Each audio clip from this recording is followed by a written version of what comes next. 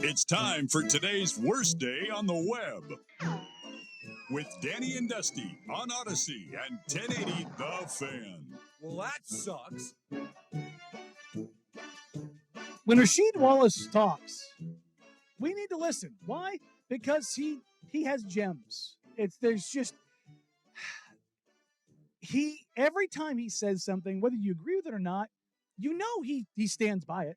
You know he believes it. But he was asked about the current state of the game, and she took a tangent on with Tyler I Am on his podcast of how he sees the current state of broadcasting in the NBA. The fucking announcers, B. Talk about it. Gosh, bro. Why every announcer want to try to sound like my man Stuart Scott? He hit him with the shibble shamble. Look at that one. Yeah. Hey, man, stop that, yo. Then you got ex-coaches who be on there announcing. You could tell they trying to get back in and get a fucking job. Oh, yeah. If you see him, if he do this, and owners be like, he know what the he talking about. Not wrong. Rasheed is clearly very high. It didn't work for Stan or Jeff Van Gundy, though. Which the clips that they're playing in the background while he's talking about that are of the Van Gundys. But I mean, neither one of those guys got Doc Rivers. Well, and just being a mentor to Adrian Griffin, and then taking his job 3 months later. Yikes! But the Stuart Scott thing, this is nothing new. Every announcer has a catchphrase. I mean, we all know the Sean's. Rip City. He literally coined it. Mike Breen. Bam. Mm-hmm. Like that's every announcer has always had them, from Chick Hearn all the way through to, the guys Ian Eagle and Noah Eagle. Mm-hmm. Both those guys. Like every announcer has got something that they say in the NBA, and that's been historical. Like that's always been what announcers and play-by-play guys will always have. But I think what stylistically he's everybody's trying to rip off Stuart Scott. The one thing that he's talking, but he's like Stuart Scott in the Sports Center stuff. That was, he changed the studio. Yeah. Like, and that was, Dan Patrick and Fuego. Mm-hmm. All of Kenny Mayne, every single guy who has hosted Sports Center, they got their catchphrases too. How about Chris Berman? Boom, boom, yeah, whoop. Every single guy, bumbling, stumbling. But this is even before that, though. You go back to the 60s and 70s, mm-hmm. where announcers that's how they related to their audiences, and how everybody knew you were listening to a Portland Trailblazers game when you heard Rip City. I think there's certainly a boom shakalaka from Wheels. There's a uniqueness in calls, but I think he was mostly calling out people who aren't being true to who they are. And I'm a league pass junkie. Mark Jackson. I think that there goes that bad man. I think that was definitely somebody was implicated for sure. He was shown in the video. Yeah. There's like you can do what you are. Like if you listen, Ian Eagle is not out there dropping those, but he has one I will forever. Perfect example. Ian Eagle had a call where Jared Allen, when he was with the Nets, caught a lob, and it was perfect. It was very simple and subtle, but the gist of it was Allen throws it down, and it was beautiful as the fro flies. Yeah, see, beauty. But it was worked in, and then it was him and subtlety to it. Sarah Kustok, and they brought the score 69-72. And as soon as it said 69, there was a nice. But that's like those are little that Kevin Harlan, when he does the cat getting on the field, he's at the 30, he's at the 20. Like Harlan is he might be my favorite. He is the best.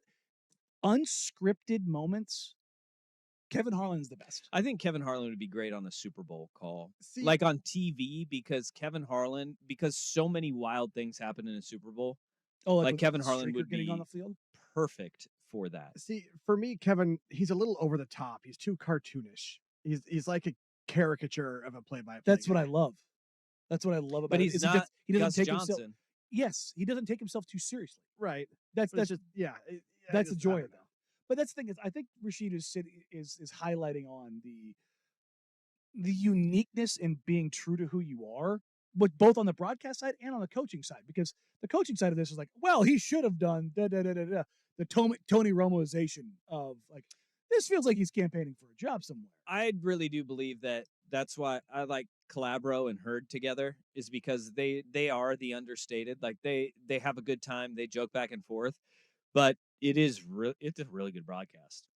And we're lucky, and I think it's not just national broadcast. She's talking about a lot of the local guys, and we are very lucky here in Portland. We to have those two.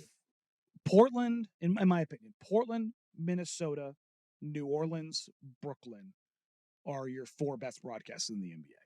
Obviously, KC and Lamar with Brooke, and then you've got Pranica, you've got Joel Myers and Brendan Knight.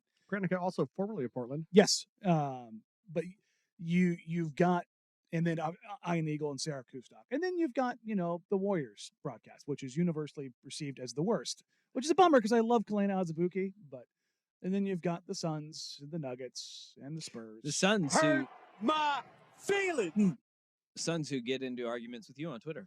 Look, I may or may not have been a couple of pain pills deep, and should have been off social media right after a surgery. And while I still fully believe in what I said, I should not have said it publicly.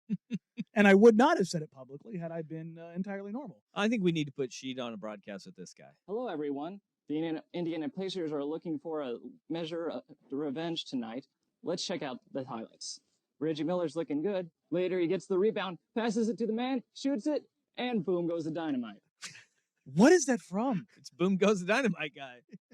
Ball State University. Oh my God! You never heard Boom Goes the Dynamite? I've heard the Boom Goes the Dynamite, but I had never heard the lead up to it. Oh, you need to watch the video. The video's even better. That is incredible. It wasn't like an actual broadcast, right? Like he was trying to follow along and make his own like real tape. It was on like the student TV. Okay. It was televised at Ball State University. But so this isn't like an SNL skit.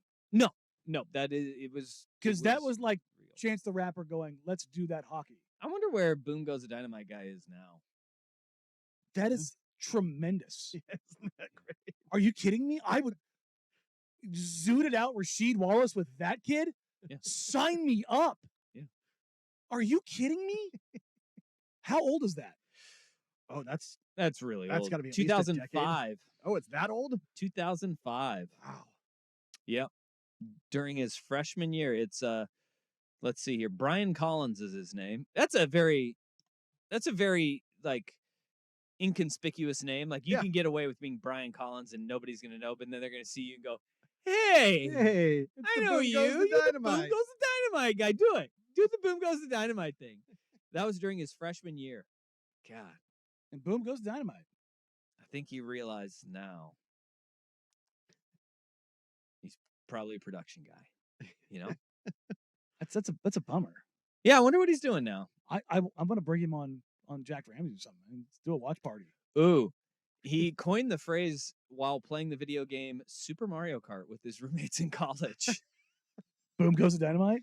I hope he says it deadpan. That's a red turtle shell. Oh no! He shoots at. He's like, and boom goes the dynamite. I want it to be the green shell because you gotta have the accuracy. The red shell's just a dunk. Come on now. This is great. Oh man! See, the green shells I always just held behind me and would fire it backwards. I mean, that's when I knew I had somebody behind me. He dropped that little turd. Yeah. You disappoint me, Jeff Rust. Hey. But if you're dropping it behind you, dropping it behind you means you're not in last. Right. So there you go. Oh, okay. So like he lives in Waco, Texas now. So he's like the 15th craziest person on his block. Yeah. Basically. Also, he's probably the only one that doesn't have dynamite. Yeah, maybe. And well, I don't want to rule the that. actual dynamite. I don't want to rule that one out. Do you think he's just out there watching the crazies in Texas, just with a microphone, standing by himself, watching actual dynamite going off and saying, "And boom goes the dynamite"? I have a feeling there's a lot fewer explosives in Waco now that Kim Mulkey and her wardrobe are gone. Wow. Also, I was pantomiming a microphone when I have a microphone in front of me. So that's the kind of day I'm having.